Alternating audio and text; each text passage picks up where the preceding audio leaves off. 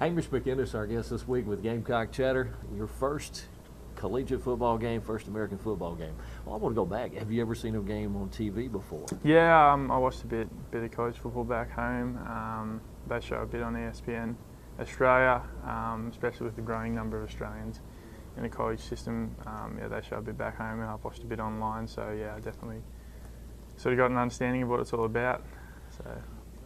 Was it what you expected it to be, or was it entirely different than what you thought it was going to be? It was, there's always misconceptions that you have, and there was a lot of it that I just sort of pretty much what I expected, and a big crowd and loud fans and bands and cheerleaders and all that deal. So yeah, it was pretty much what I expected. But I think the most unexpected thing was really how you just settle into the game and you sort of forget about everything else that's going on around you. I didn't really expect that. I was sort of a bit worried about how I'd deal with the sort of the external pressures, but it seemed to sort of disappear after the first quarter, so that was all right. A whole lot faster paced game than Australian rules football or rugby?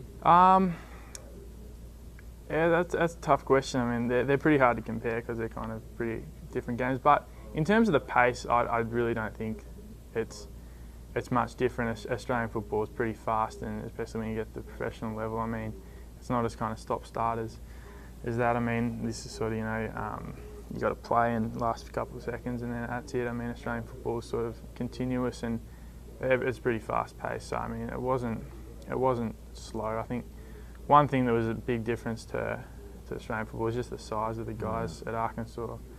I'd sometimes look up and a few, and I'd see a guy and I go, wow, he's a big bloke. So yeah, that was a big difference. Well, you made your first tackle as well, although it didn't, as it turned out, I wouldn't call that a tackle. It was a pretty pathetic effort. I think I got to sort of find out from a few of the linebackers, get on a Ben Endress and find out how to lay a proper tackle, I think. So I think I'm still trying to do it the Australian way, which obviously doesn't work. Just get dragged 5 yards along the ground and get a bit nasty bad little turf rug burn. burn. Yeah, so it didn't work too well, but luckily it got called back. Well, just listen to you talk earlier in the press conference. I mean, pretty tough on yourself, aren't you, as far as rating your performance? Yeah, I've always been probably my harshest critic is myself, and I know that a lot of people say, it's your first game, and then don't be so hard on yourself, and you did a good job. I mean, it's not like I had a terrible game. I wasn't terrible, but it wasn't to my standard of what I expect and what the coaches expect, especially. So that was disappointing. But I mean, I'll take a lot of experience and a lot of learning from that. And going into this week against UTC, look to improve. Did you ever think you'd see grown men and women in hog snouts or something like that? Woo pig suey. Yeah, that was pretty interesting. The fans over here are a bit more hardcore and a bit more into it than back home. I mean, you do get your diehard fans back home, but I think there's more of them over here, and yeah, don't mind a few costumes and a bit of paint. So, do you get to correspond with your family?